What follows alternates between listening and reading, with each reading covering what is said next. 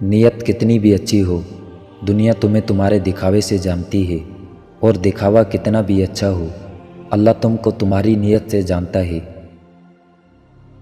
ہمیں سب سے زیادہ تکلیف اس وقت ہوتی ہے جب اللہ ہمیں کسی کا اصلی رنگ دکھاتا ہے اور ہم بار بار حقیقت کو ماننے سے انکار کرتے ہیں۔ مقدر اتنی بار بدلتا ہے جتنی بار بندہ اللہ تعالیٰ سے رجوع کرتا ہے۔ قبولیت کا پہلا قدم کامل یقین ہے۔ اپنے ارادوں میں مخلص رہو، تم اللہ پاک کی مدد کو اپنے ساتھ پاؤ گے۔ اللہ تعالیٰ نے جو کچھ تیرا حصہ مقرر کر دیا ہے، اگر تو اس پر راضی رہے گا تو گویا تو ہی سب سے زیادہ مالدار شخص ہوگا۔ زندگی کسی کی بھی آسان نہیں ہوتی، زندگی کو آسان بنایا جاتا ہے پیار سے، خلوص سے، اپنائیت سے، اور سب سے بڑھ کر برداشت سے۔ جب انسان اپنے رب پر اس قدر بھروسہ کر لیتا ہے کہ اس کے علاوہ کوئی بھی اس کی ضرورت پوری کرنے والا نہیں، تو اللہ تعالیٰ بھی اپنے بندے کو مایوس نہیں لوٹاتا۔ جب اللہ کسی بندے سے خوش ہوتا ہے تو اس کے لیے نیکی کرنا آسان اور گناہ کرنا مشکل بنا دیتا ہے۔ دعا دستک کی طرح ہوتی ہے اور مسلسل دستک دینے سے دروازہ کھل ہی جاتا ہے۔ چھوٹے چھوٹے گناہوں سے بچو کہ چھوٹے گناہ ہی بڑے گناہ کی طرف بلاتے ہیں۔ جس دن تمہیں قرآن سمجھ میں آ گیا، اس دن تمہارا نہ کوئی مسلک ہوگا، نہ کوئی فرقہ۔ اسلام نے عورت کو قید نہیں کیا، بلکہ ہوس پرستوں کی نظروں سے محفوظ کیا ہے۔ لوگوں سے ڈرنا چھوڑ دو کہ عزت اللہ دیتا ہے، لوگ نہیں۔ اللہ جب کسی کی مدد کرنا چاہتا ہے تو لامعلوم سے ایسے سبب بنا دیتا ہے کہ نہ ہونا بھی ہو جاتا ہے۔ محبت جب اللہ سے ہو جاتی ہے تو ملاقات کی تڑپ فجر سے شروع ہوتی ہے اور تہجد پر ختم ہوتی ہے۔ سچی توبہ کرنے والے کا ایک آنسو دوزخ کی آگ بجھانے کی طاقت رکھتا ہے۔ وہ روح کبھی نہیں مرجھاتی جس کی پیاس قرآن پاک کی تلاوت سے بجھتی ہو۔ اللہ سے اللہ کے وہی بندے ڈرتے ہیں جو اس کی عظمت کا علم رکھتے ہیں۔ آزمائش اللہ اذیت دینے کے لیے نہیں ڈالتا، بلکہ کچھ سکھانے کے لیے ڈالتا ہے۔ جتنی جلدی سیکھ جاؤ گے اتنی ہی جلدی وہ دور ہو جائے گی۔ صرف انسانوں سے حوصلہ افزائی کی امید رکھو گے تو ضرور مایوس ہو جاؤ گے، اور جو لوگ محنت اپنے اللہ سے اجر پانے کے لیے کرتے ہیں وہ کبھی مایوسی کا سامنا نہیں کرتے۔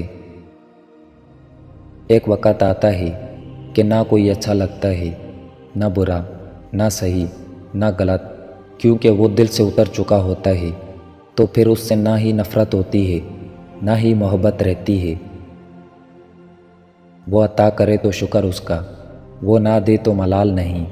میرے رب کے فیصلے کمال ہیں، ان فیصلوں میں زوال نہیں۔ اگر عبادت کرنے کے بعد بھی تم پر مشکلیں آ رہی ہیں تو اللہ کا شکر ادا کرو، کیونکہ اس نے تمہیں پسند کر لیا ہے۔ تمام تعریفیں اس ذات کے لیے ہیں کہ وہ جسے توڑے اسے کوئی جوڑ نہیں سکتا، اور جسے وہ جوڑے اسے سارے توڑنے والے مل کر بھی توڑ نہیں سکتے۔ کھجور کی گٹلی پر باریک سا جالی نما ایک چھلکا ہوتا ہے جسے قطمیر کہتے ہیں۔ اللہ فرماتا ہے انسان اس کا بھی مالک نہیں، پھر عقل کیسی؟ تہلکہ مچا دیتی ہیں فرش آسمانی پر محبت جب جوانی میں اللہ کا نام لیتی ہے۔ جو شخص پابندی سے استغفار کرتا رہے، اللہ تعالیٰ اس کے لیے ہر تنگی سے نکلنے کا راستہ بنا دیتا ہے۔ تم جنت نہ مانگو، بلکہ تم دنیا میں ایسے کام کرو کہ جنت تم کو مانگے۔ جو شخص اپنا راز چھپاتا ہے وہ اپنا اختیار اپنے ہاتھ میں رکھتا ہے۔ تباہی اور بربادی ہے ہر اس شخص کے لیے جو دوسروں کے عیب ڈھونڈتے اور لوگوں کی پیٹھ پیچھے برائی کرتے ہیں۔ حقیقت تو یہ ہے کہ تم جلد ملنے والی دنیا سے محبت کرتے ہو اور آخرت کو چھوڑ دیتے ہو۔ جو دوسروں کو عزت دیتا ہے اصل میں وہ خود عزت دار ہوتا ہے، کیونکہ انسان دوسروں کو وہی کچھ دیتا ہے جو اس کے پاس ہوتا ہے۔ جھوٹ بول کر بھروسہ توڑنے والوں سے بہتر ہے سچ بول کر رشتہ توڑ دیا جائے۔ رشتہ پھر جڑ جائے گا، بھروسہ کبھی نہیں جڑتا۔ مجھے قدرت کے ایک عمل سے بہت پیار ہے، مکافات عمل۔ سکون سا آ جاتا ہے یہ لفظ سن کر، جو جیسا کرے گا ویسا بھرے گا۔ میں اپنا ہر غم اللہ کو بتاتا ہوں، کیونکہ میرے غموں کا علاج صرف میرے اللہ کے پاس ہے۔ قرآن پاک کی خوبصورتی یہ ہے کہ آپ اس کے پیغام کو بدل نہیں سکتے، ہاں مگر وہ آپ کو بدل سکتا ہے۔ کائنات میں کوئی اتنی شدت سے کسی کا انتظار نہیں کرتا جتنا اللہ اپنے بندوں کی توبہ کا کرتا ہے۔ جب وضو کرنا مشکل لگ رہا ہو تو یہ سوچا کریں، گناہ دھونے جا رہا ہوں۔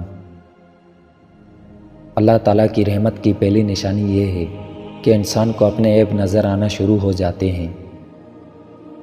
جب اللہ کسی کو پسند کرتا ہے تو اس کی پریشانیاں بڑھا دیتا ہے تاکہ اسے اپنے قریب کر سکے۔ تم اس اللہ پر یقین رکھو، ایسا یقین جو ہر شک سے پاک ہو۔ رب سے جب بھی مانگو رب کو ہی مانگو، رب تمہارا ہوگا تو سب تمہارا ہوگا۔